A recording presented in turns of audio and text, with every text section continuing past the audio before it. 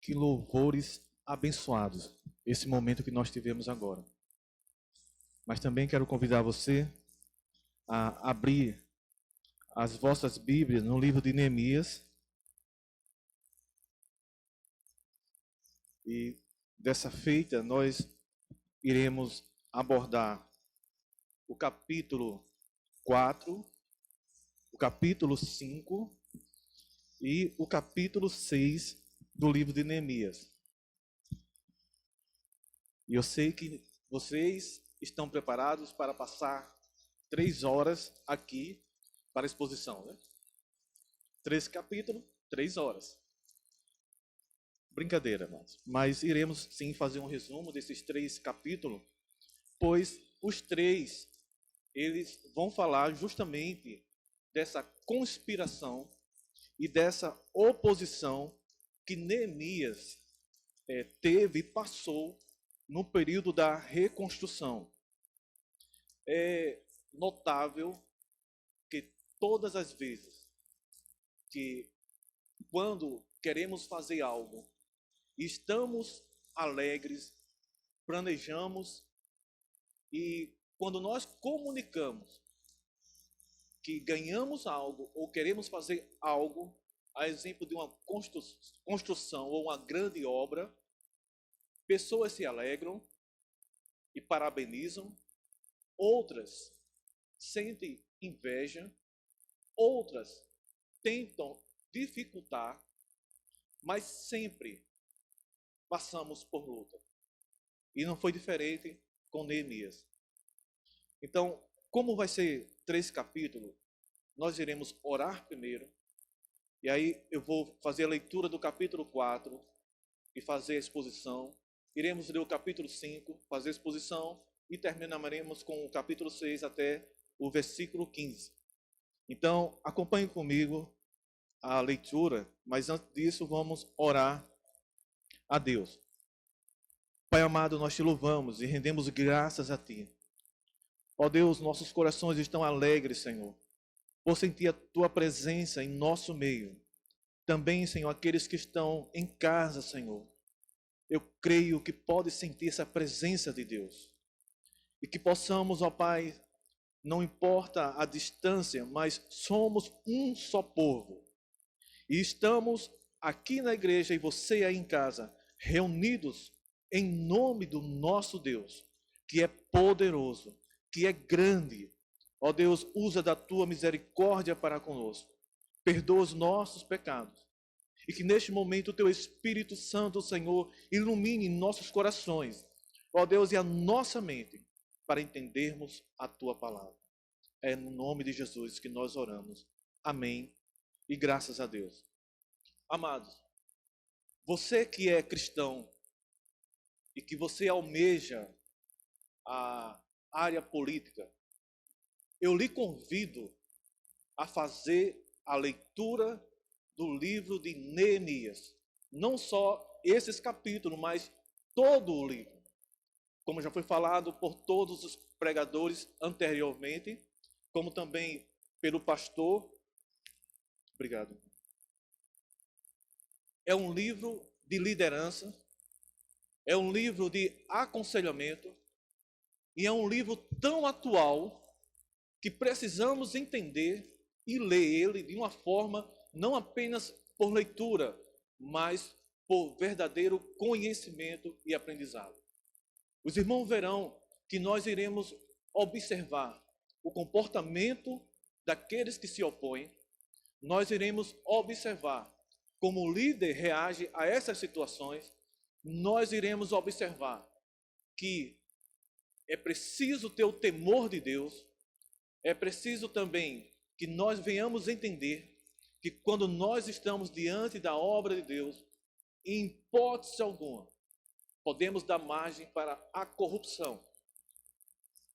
Nós iremos ver que um líder que tem o temor de Deus não aceita suborno e nem tampouco vai se enveredar com as oferendas do mundo. E por final, nós iremos ver que mesmo em meio a uma toda conspiração contra uma obra e uma grande obra, nada vale a luta dos inimigos, porque maior é aquele que está em nós do que o que está no mundo. E como foi dito, esse Deus é grande, é poderoso, vitorioso, e não há outro igual a ele. Todos os reis da terra, todos os poderosos da terra, deverão e um dia, se prostrar e se dobrar, e vão reverenciar esse Deus. Mesmo aqueles que dizem que não existe Deus, que não acreditam em Deus, um dia, todo joelho vai se dobrar e toda língua vai confessar que Jesus é o Senhor. Então não existe poderoso, só existe um que é Deus. Passamos a leitura. Neemias, capítulo 4, a partir do versículo 1, o texto diz o seguinte: tendo Sanbalate ouvido que edificávamos o muro, ardeu em ira e se indignou muito em escarnecer dos judeus. Então falou na presença de seus irmãos e do exército de Samaria e disse: que fazem estes fracos judeus? Permite-se-á isso? Sacrificarão? Darão cabo da obra num só dia? Renascerão acaso dos montões de pó as pedras que foram queimadas?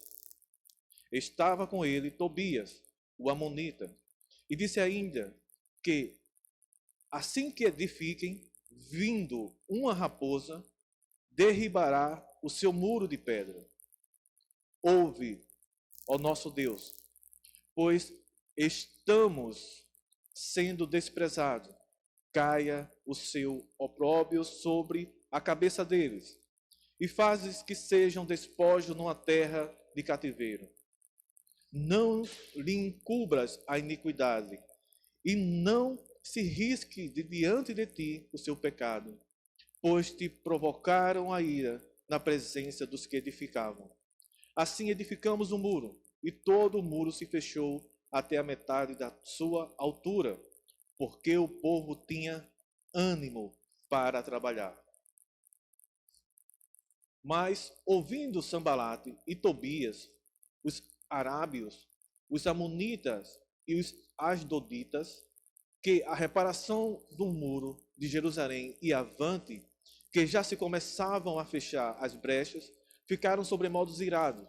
Ajuntaram-se todos de comum acordo para virem atacar Jerusalém e suscitar confusão ali. Porém, nós oramos ao nosso Deus e, como proteção, pusemos guarda contra eles de dia e de noite. Então disse Judá: já desfaleceram as forças dos carregadores e os escombros são muitos, de maneira que não podemos edificar o muro. Disseram, porém, os inimigos: nada saberão disto, nem verão até que entremos no meio deles e o matamos. Assim faremos cessar a obra.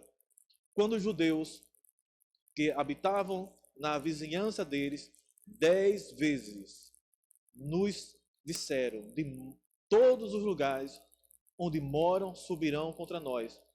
Então pus o povo por família nos lugares baixos e abertos, por detrás do muro, com suas espadas e suas lanças e seus arcos.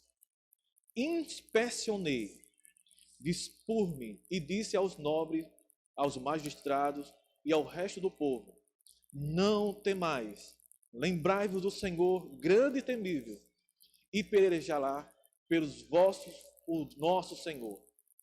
Grande e temível é o nosso Deus, porque ele pelejará pelos vossos filhos e vossas filhas e vossa mulher e vossa casa. E sucedeu que, ouvindo os inimigos, que já se sabiam de que Deus tinha frustrado os seus desígnios, voltamos todos nós ao muro, cada um à sua obra. Daquele dia em diante, metade dos meus moços trabalhavam na obra e a outra metade empunhava lanças, escudos, arcos e couraça. E os chefes estavam por detrás de toda a casa de Judá. Os carregadores, que por si mesmo montavam as cargas, cada um com sua mão fazia a obra e com a outra segurava a arma. Os edificadores, cada um trazia a sua espada e estavam junto de mim. Disse eu aos nobres e aos magistrados e ao resto do povo: grande e extensa é a obra, e nós estamos no muro muito separados, longe um dos outros. No lugar em que ouvirdes o som da trombeta, para ali acorrei a ter conosco, e o nosso Deus pelejará por nós. Assim, trabalhamos na obra, e a metade empulhava as lanças, e ao raiar do dia, até o sair das estrelas. Também nesse mesmo tempo, disse eu ao povo: cada um com seu moço, fique em Jerusalém, para que de noite nos sirva de guarda e de dia trabalhe. Nem eu, nem meus irmãos, nem meus moços, nem os homens da guarda que me seguiam, largávamos as nossas vestes, cada um se deitava com as armas à sua direita. Fazendo a obra de Deus com oposição. Neemias, quando ouve que havia uma conspiração contra ele, Neemias, um homem muito sábio, um líder, ele fica atento. E uma palavra que eu quero chamar a sua atenção é discernimento. Quando é para fazer o mal, perceba, amados, que sempre quando é para fazer o mal, até pessoas que são contrárias aos seus pensamentos, pessoas que muitas vezes existem rixa contra eles, se unem para maquinar, planejar, fazer o mal a alguém ou a um grupo de pessoas. E é o que acontece aqui em Neemias, capítulo 5.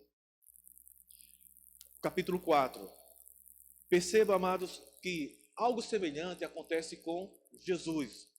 No Evangelho de João, no capítulo 11, no versículo 47 e 48, os principais sacerdotes, os fariseus, se reuniram no sinédrio e diziam: que faremos contra este homem que vem operando muitos sinais? Se o deixarmos assim, todos vão crer nele. E virão os romanos e nos tirarão do nosso lugar e da nossa nação. Então, os saduceus, os fariseus e os sacerdotes eram grupos diferentes e entre eles não havia unidade. Mas quando foi para planejar mal contra Jesus, no Novo Testamento, o Evangelho de João diz que eles se uniram para conspirar contra Jesus Cristo. E no caso aqui de Neemias não foi diferente. Também o mesmo grupo estava entre eles: os samaritanos, os amonitas e os árabes. Três nações diferentes, com pensamentos diferentes, mas se unem para quê? Porque era do desejo desse povo que a reconstrução dos muros e da cidade de Jerusalém não acontecesse. Porque eles sabiam que aquela cidade, se ela voltasse a ser uma cidade fortificada, eles sabiam que aquela cidade tinha um dono, e um Deus grande e temível. E sempre as nações temiam Israel por causa disso, porque aquela cidade era conhecida como a cidade santa, de um Deus grande, de um Deus poderoso. E a intenção deles era que aquela obra realmente não terminasse. E o que é que eles fazem? Para fazer o mal, eles se reúnem para tentar contra Neemias e contra a obra e contra o povo. Primeiro o inimigo tenta humilhar, zombar e tirar você do foco. Então, muito cuidado, querido. Você que é líder, você que é missionário, você que está à frente da obra, você que está à frente de um departamento, e você que é chefe do lar, e você que é mãe, cooperadora do seu marido no lar. O inimigo sempre vai tentar zombar, lhe humilhar para tirar você do foco, daquilo que vocês estão planejando. Porque Neemias fez um planejamento para essa reconstrução. Então, a zombaria começou. Vindo uma raposa, derrubará esse muro de pedra. Amados, se nós fazemos um muro de tijolos, de cerâmica, rebocamos e fica forte, só realmente um carro grande para derrubar, ou um grande terremoto, para que esse muro venha cair. Imagine um muro de pedra. E o cidadão diz o quê? Que uma raposa, um animal pequeno, vindo, batendo no muro, vai destruir.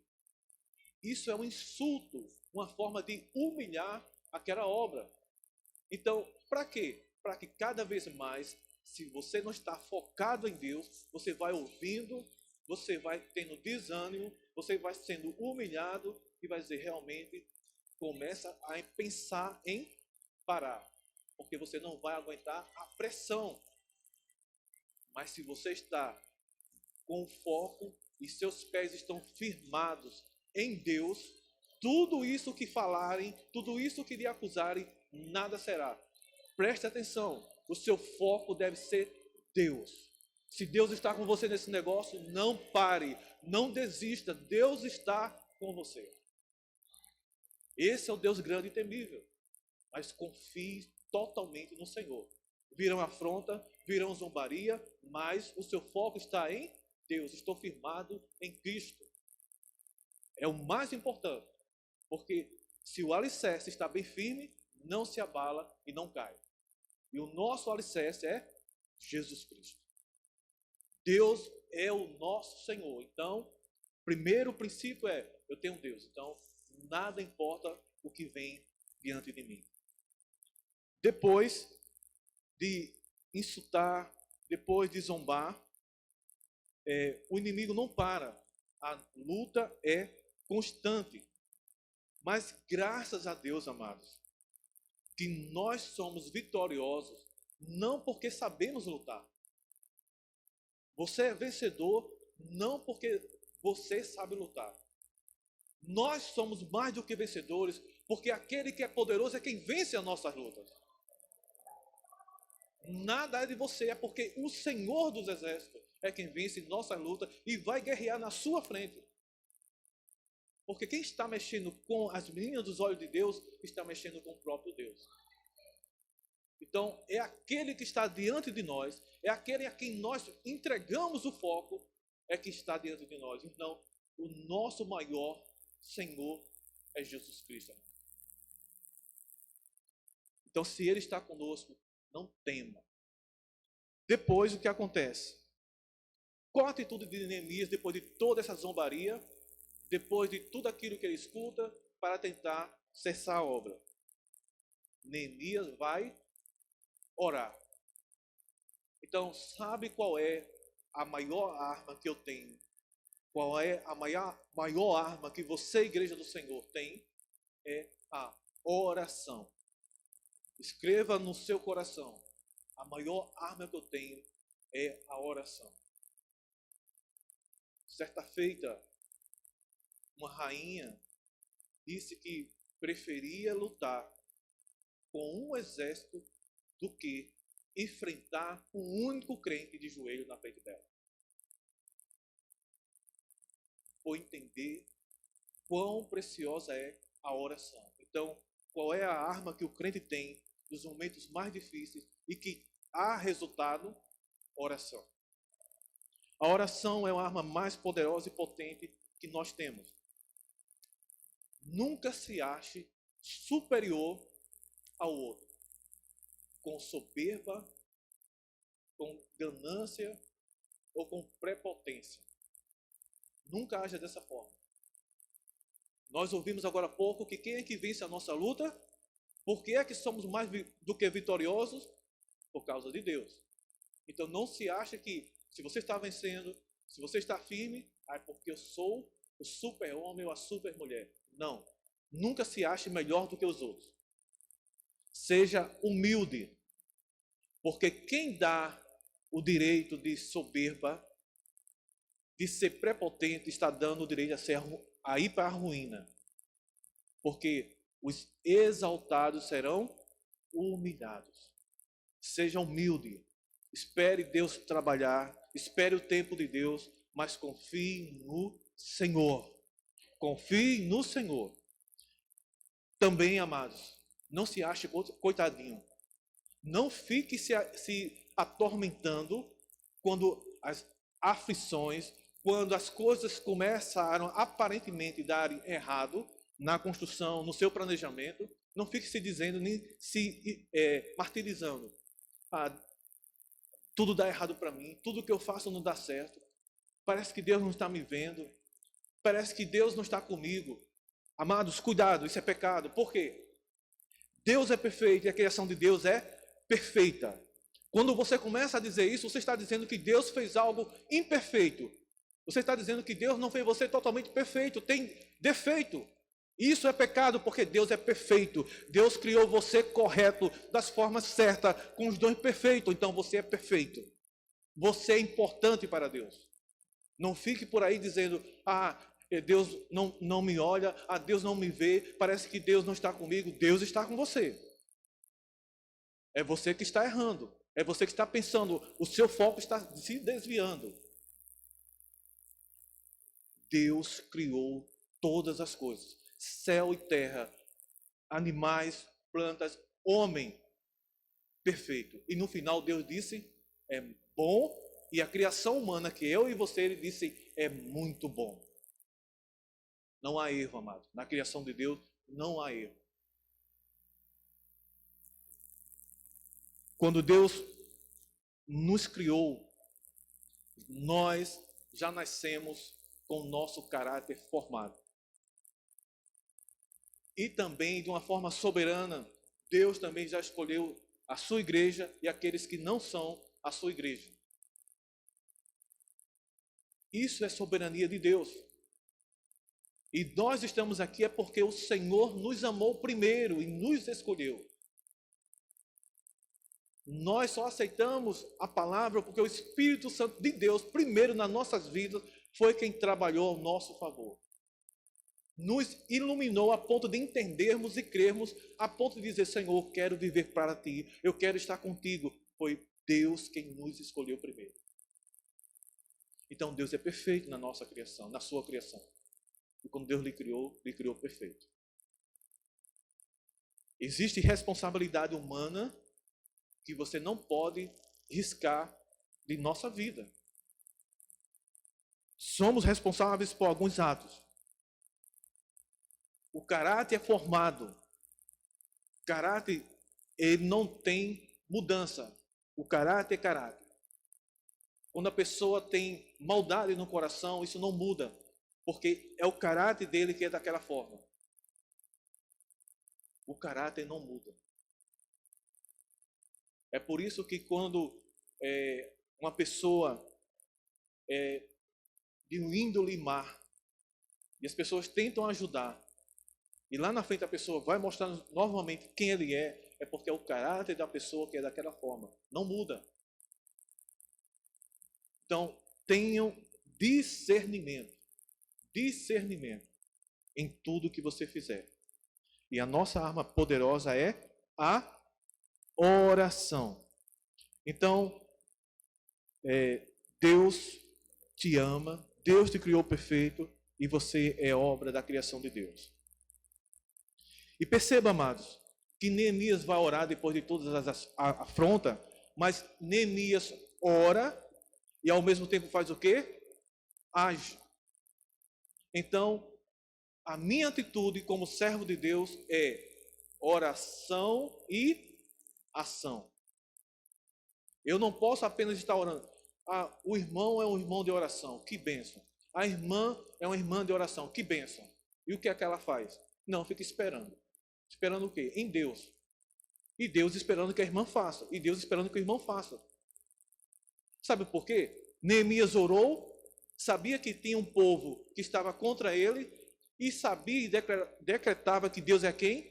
Mais poderoso e temível, sabe disso, confia em Deus, mas ao mesmo tempo o que ele faz? Vamos se armar. Se tem um exército vindo contra nós, vamos botar também um exército, porque se eu vou ser guerreado, eu tenho que me defender. Em uma guerra, defesa e ataque. Mas não é o povo de Deus, porque apenas não se defende. Numa guerra, você se defende e ataca. Senão não existe arma. Então, o que Neemias faz? Sabendo que havia uma conspiração de guerra contra o seu povo, vamos se preparar, vamos nos defender. Mas Deus não está trabalhando? Está. Deus vai fazer a parte dele porque Deus é Deus. Mas eu também sou responsável por minhas atitudes. Amados, eu sou crente, você é crente. Você saiu do seu lar para vir para a igreja. Não se sinta espiritual ao ponto de eu vou para a casa de Deus, Deus está cuidando da minha casa e deixa as portas abertas e venha para a igreja. Não, amados, você é tentar a Deus. Mas eu não sou crente, Deus não está comigo. Eu orei para Deus proteger meu lar. Deus está protegendo. Mas não existe uma porta? Existe. Não existe chave? Existe. Existe cadeado? Existe. É para ser usado. Então feche a porta. Passe o cadeado. Porque da mesma forma que existe o bem, existe o mal. Então, alguém mal intencionado está vendo que você saiu e deixou aberto, vai fazer o quê? Entrar e roubar. E depois você vai dizer, oh Deus, o que aconteceu? Cadê a sua parte? Responsabilidade. Oração e ação. Eu orei, saí da minha casa, Deus protege meu lar, protege minha família. Aqueles que ficaram e não puderam vir para a igreja, o que é que você faz? Fecha a porta. Não é porque eu sou crente, vou deixar tudo aberto. Então, Neemias, de uma forma sábia, o que é que ele faz? Ora e faz a parte dele de ação. Então, a minha parte como um homem de Deus e mulher de Deus é oração e ação. Depois vemos a estratégia de Neemias. O que é que Neemias faz? Quando ele vai reunir o povo para se defender, ele coloca famílias, ele reúne o povo para proteger a construção com família. E, amados, veja o que é discernimento e que é uma liderança. Em uma guerra, você estando numa guerra, e todos estão reunidos. Amigos, parentes, vizinhos. Você está ali preparado para se defender e vem um exército contra você. Quem primeiro você quer proteger? A família. Você vai logo correr para esposa, filho, fica aqui do meu lado. É a primeira coisa que você, homem de Deus, vai fazer isso. Família, estratégia. Então, Neemias, quando reúne o povo para se proteger, reúne por família, porque ele sabia muito bem, se houvesse um ataque, o chefe ou o cabeça do lar, primeiro ia querer defender o quê? A família, e de forma o quê? Forte. Então, ele sabia o que estava fazendo. Vou reunir o povo, mas vou separar por família, porque eu sei que se vier um ataque, o cabeça do lar vai defender de uma forma, então eu terei um exército preparado e disposto a morrer pela causa. Porque quem é que está atrás dele para ele proteger? A família. Isso eu chamo a sua atenção para dizer, amados, o quão é importante a família. Você homem, você mulher, ore por sua família. Saiba que família é um projeto de Deus. Então, é algo primordial, não só na igreja, como em toda a sociedade. Uma boa família estruturada é uma bênção. Então, família é importante. Por isso é que Neemias sabia o que estava fazendo. Vou reunir o povo, vou proteger, mas vou colocar por família. Então, família é importante. Família é um projeto de Deus. Depois, ele como líder, o que é que ele vai fazer? Inspecionar a obra. O povo começou a dizer, olha, os carregadores estão cansados e possivelmente nós não vamos conseguir. Ele como líder, o que ele vai fazer? Você está trazendo um relatório, mas eu vou ver pessoalmente e com meus olhos se isso é verdade. Então ele vai até a obra, inspeciona toda a obra do começo ao fim. E depois ele percebe que não é daquela forma, mas o que estava acontecendo era o medo estava entrando nos corações, tudo aquilo que estava dizendo uma conspiração de guerra, o povo estava começando a ter desânimo, aí Neemias faz o quê? Opa, pessoal, tenham ânimo. Primeiro, saiba quem é que está a nosso favor. É o Deus grande e temível. Então, amados, um bom líder, ele está sempre mostrando aos seus liderados que diante de nós está Deus. Não desista, porque com Deus nós podemos fazer proezas. Nós podemos fazer maravilhas. Porque é Deus que está ao nosso favor.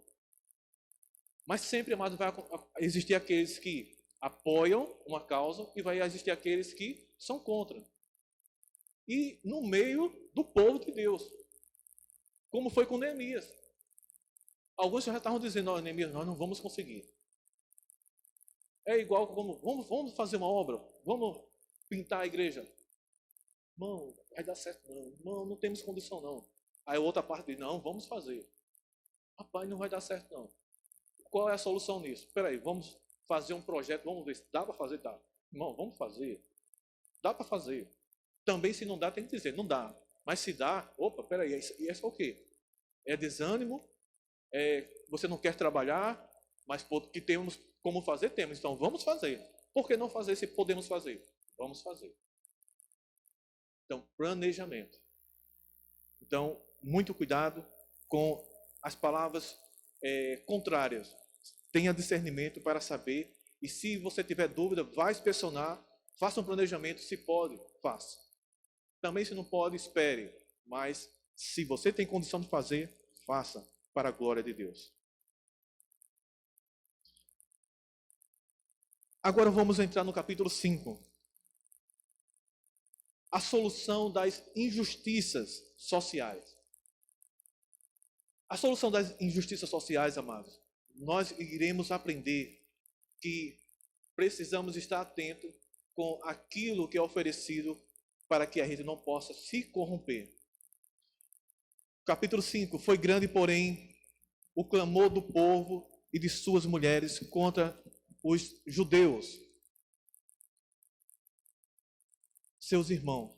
Porque havia os que diziam, somos muitos, nós e nossos filhos e nossas filhas, que se nos dê trigo para comermos e vivermos. Também houve os que diziam, as nossas terras e nossas vinhas e as nossas casas hipotecamos para tomarmos trigo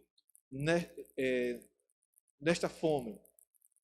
Houve ainda os que diziam, tomamos dinheiro emprestado, até para o trigo do rei, sobre as nossas terras e nossas vinhas. No entanto, nós somos da mesma carne como eles, e nossos filhos são tão bons como os deles. E eis que sujeitamos nossos filhos e nossas filhas para serem escravos. Alguns de nossas filhas já estão reduzidos à escravidão. Não está em nosso poder evitá-los, pois os nossos campos e nossas vinhas são de outros. Ouvindo eu isso, o seu clamor e as suas palavras, me aborreci. Depois de ter considerado comigo mesmo, repreendi os nobres e magistrados, que disse, sois usurários, cada um para com seu irmão, e convoquei contra eles um grande ajuntamento, e disse, nós resgatamos os judeus, nossos irmãos, que foram vendidos a pessoas estranhas, segundo as nossas posses.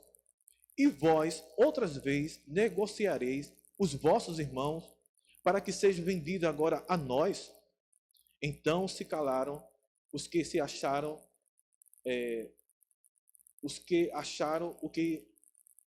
Então se calaram e não acharam o que responder. Disse mais, não é bom o que fazeis.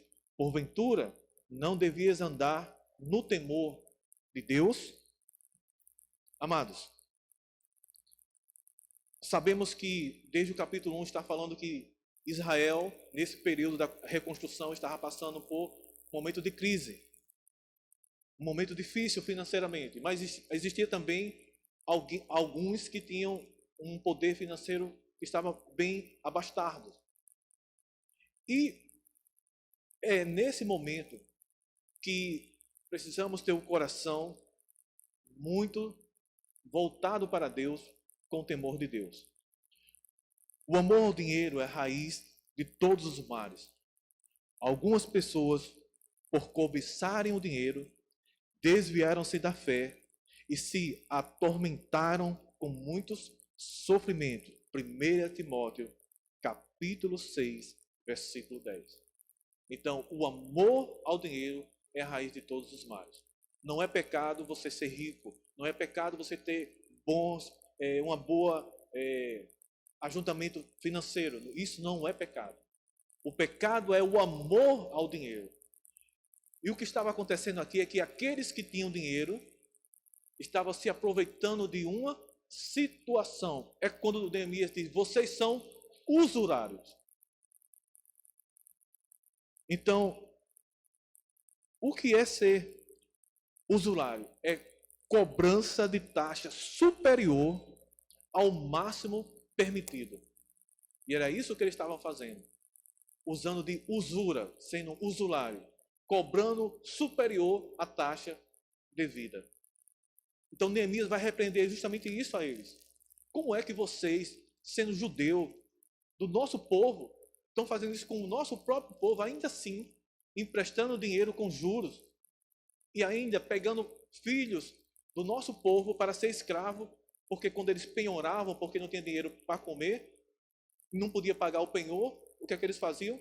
Davam os filhos para ser escravo por um período de tempo que era estipulado, pronto, 10 anos. Esses 10 anos seu filho vai ser meu escravo até pagar essa dívida. Então era assim que eles usavam.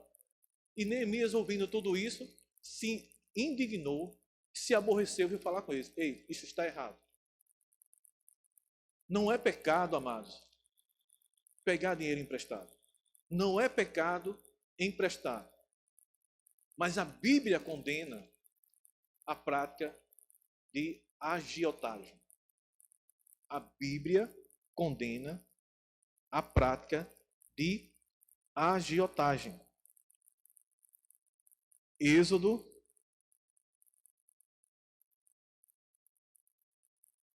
capítulo 22, versículo 25.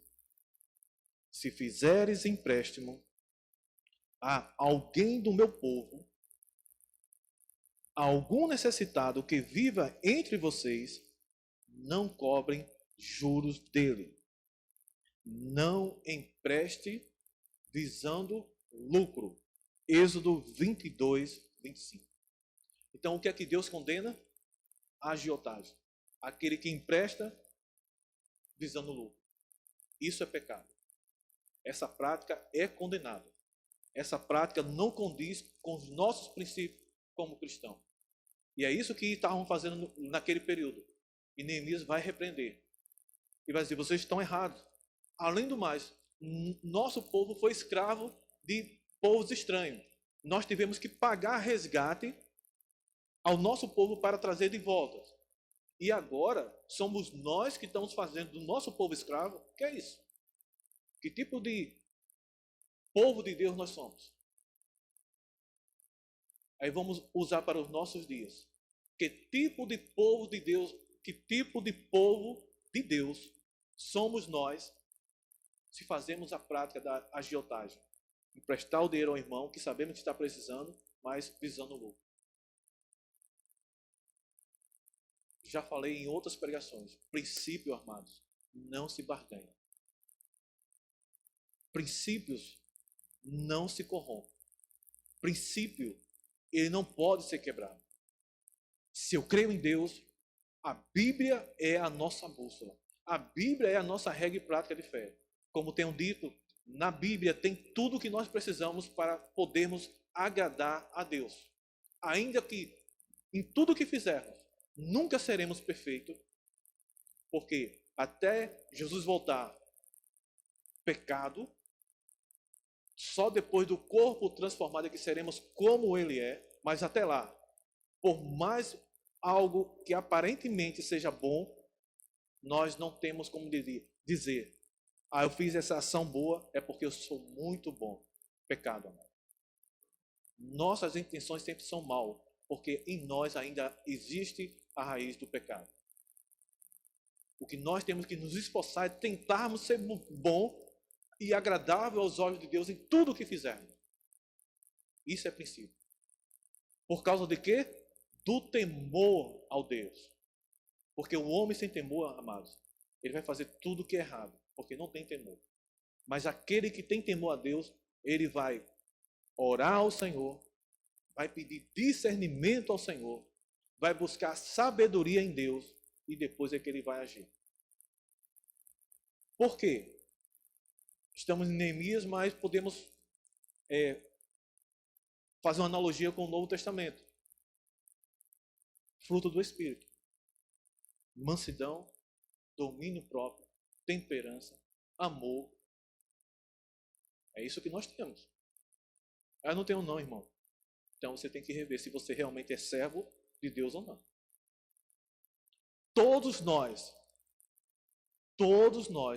fomos capacitados a partir do momento que o Espírito Santo nos chamou para servir a Deus com esse dom, que é o fruto do Espírito. Ah, irmão, mas eu não sei me controlar. Sabe? Você não é maior que Deus? Aquietai-vos, vai orar. Ah, mas eu não sei, eu tenho que explodir. Não exploda não, irmão. Deus não criou você como bomba, não. Tenha paciência. Conta até 10. Cheguei a 10, estou a ponto de explodir. Então conta até 1000. Se 10 não resolve, vai até 1000. Mas tenha paciência. Deus lhe capacitou para isso. Cuidado, queridos. Porque é com nossas atitudes que o povo vai saber e vai ver Cristo em nós, a esperança da glória. Mas se nós não somos diferentes, então o povo vai dizer, para ser crente dessa forma, você e eu somos embaixadores. Você e eu somos homens e mulheres que vamos levar o testemunho nas ruas, na sua vizinhança.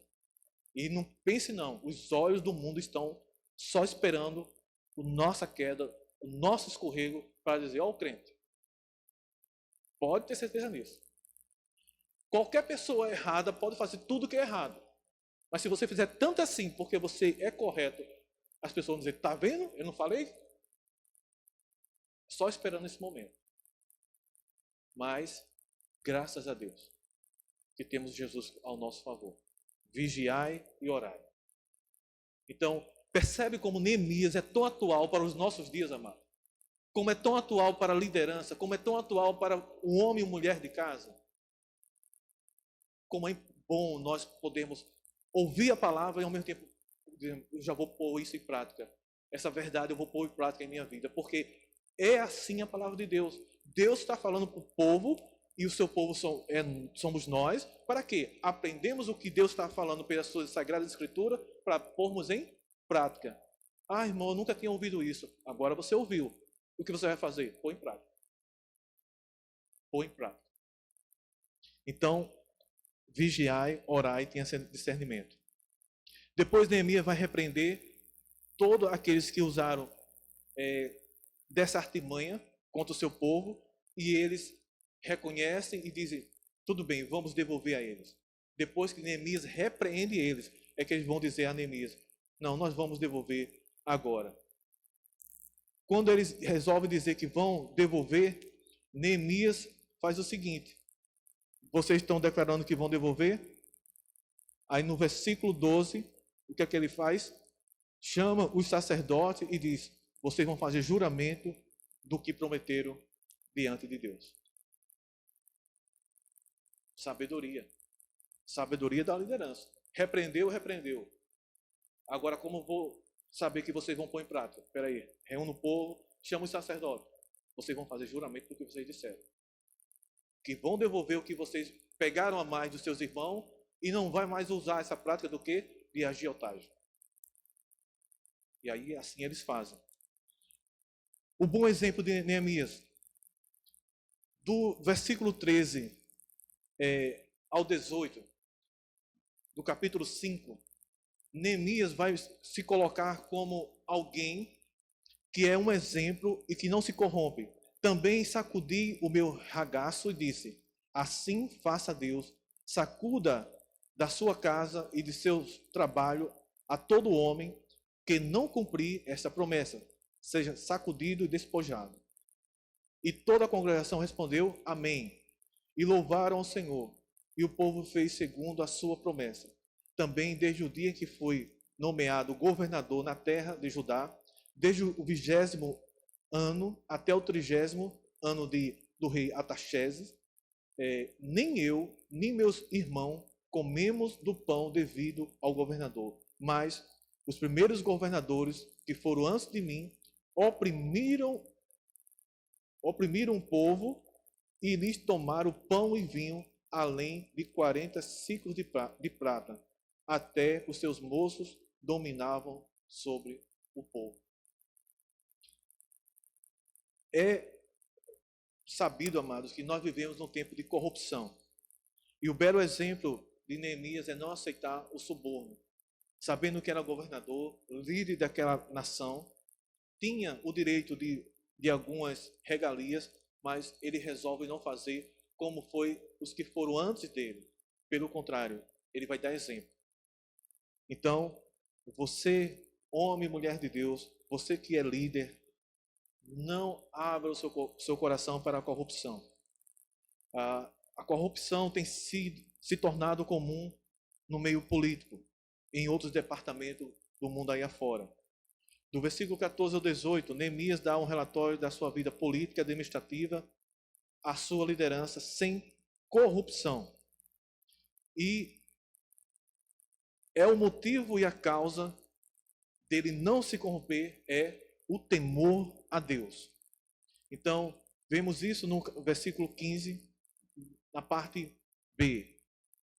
E Provérbios 9, do 9 ao 10, diz o seguinte: dá instrução aos sábios, e ele se fará mais sábio. Ensina o justo, e ele aumentará em entendimento.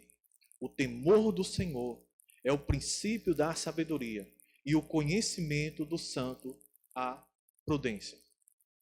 O ser humano que não teme a Deus está fadado ao fracasso, e ele terá um coração endurecido. E no final, Neemias declara que a Deus, lembra-te de mim e faze o meu bem, ó Deus, e tudo quanto fiz a este povo. Perceba que Neemias, no final do capítulo 5, dá um relatório ao povo e mostra que ele é um homem íntegro, que não se corrompeu.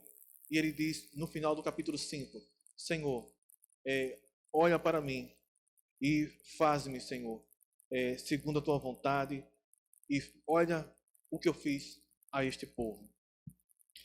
E para encerrar, amados, o capítulo 6, a maldade e a conspiração não termina. Tendo ouvido Sambalate, Tobias, Gesem e o Arábio e todo o resto dos nossos inimigos, que eu tinha edificado o muro e que nele já não havia brecha nenhuma, ainda que até este tempo não tinha posto as portas nos portais, Sambalate e Gesem mandaram-me dizer: vem, encontra-me nas aldeias no vale de Onom. Agora, qual é a intenção dos inimigos no capítulo 6? Qual é a conspiração agora? São 3 tipos. E já estamos bem em cima do horário. 3 tipos, amados. Primeiro, os inimigos vão tentar se usar de amigos com a intenção de fazer o mal. Segundo, eles vão tentar usar uma carta com relatório, com palavras mentirosas contra Neemias. E a terceira estratégia do inimigo é a arte religiosa. Então, primeiro, ele se finge de amigo. Gesem e Sambalate dizem o seguinte: Neemias, vem aqui, nós queremos conversar com você, mas vamos até ali as aldeias do vale de Onom. O que eles queriam fazer? Tirar ele do meio do povo, da sua segurança, levar para um lugar distante, onde ele seria ali passivo de um ataque, e tentariam matá-lo. Neemias tem discernimento e diz o quê? Não vou, porque estou fazendo uma grande obra. Mas aí o inimigo disse, não, vem Neemias. Por quantas vezes? 5 vezes. Vem Neemias. A gente quer só conversar, vem Neemias. O que é que Neemias diz? Não vou. É a resposta de Neemias. Não vou. Mas aí os inimigos não param. Aí o versículo 4 do capítulo 6. 4 vezes me enviaram o mesmo pedido. Eu, porém, disse sempre a mesma resposta. Versículo 5. Então Sambalate me enviou pela 5ª vez o seu moço. Mas dessa vez agora trazendo uma carta aberta. E a carta estava dizendo o seguinte: olha, Neemias, o rei Artaxerxes vai ficar sabendo que tu está fazendo essa obra para levantar esses muros, para dizer que vai ser rei deles, e você vai agora ser contra o rei, e o rei Artaxerxes vai ficar sabendo disso. Ele liberou para você construir, mas você está sendo esperto, você está fazendo a construção para se rebelar contra ele. Aí Neemias diz, de forma alguma. Tudo isso que você está falando é mentira e procede do teu coração, porque em momento algum minha intenção é essa. Discernimento. O inimigo vai tentar ser seu amigo, seja esperto. Depois o inimigo vai tentar lhe acusar dizendo que você vai fazer algo, usando mentiras sobre você. Fique esperto. Saiba dar uma resposta correta e coerente. E por último, o que é que eles fazem? Manda um sacerdote e dá suborno a esse sacerdote e diz, Neemias, o povo está querendo te matar. Vamos entrar no meio do templo. O meio do templo aí, amados, de Neemias capítulo 6,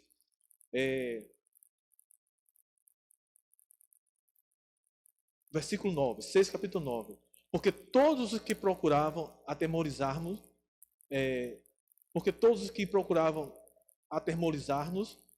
dizendo, as suas mãos largarão a obra e não efetuará. Agora, pois, ó Deus, fortalece a minha mão. Tendo eu ido à casa de Semeias, filho de Delaías, filho de Maetabel, que estavam encerrados, disse ele, vamos juntamente à casa de Deus, no meio do templo, e fechamos o quê? A porta. Esse sacerdote, corrompido, estava chamando Neemias, vamos para o meio do templo. O meio do templo era o santo dos santos. Vamos ao templo. O povo está querendo te matar. Vamos até o santo dos santos e fechamos a porta do templo porque o povo não vai invadir. Porque esse lugar aqui é considerado sagrado. Só que Neemias tem discernimento. E aí a importância de um líder conhecer também a palavra de Deus. Porque só quem podia entrar no santo dos santos era o sumo sacerdote. Se Neemias não tivesse focado em Deus, não tivesse o temor de Deus, ele ia dizer o quê? Realmente, vamos para o templo? Ele estaria pecando. Ele poderia até ser fulminado por Deus, porque só quem poderia entrar naquele lugar era o sumo sacerdote. E a intenção do inimigo é o quê? Vamos se esconder ali, que ali é um lugar bom, vamos fechar a porta e ninguém vai entrar. Eles respeitam esse lugar. Mas por conhecimento, amado, da palavra de Deus, Neemias sabia que ele não podia entrar no Santo dos Santos, e ele sabia que isso era um atributo apenas do sumo sacerdote. O que ele faz? Não. De forma alguma eu entrarei, porque ele sabia que ele não tinha permissão para isso. Perceba que o inimigo vai usar até do meio religioso.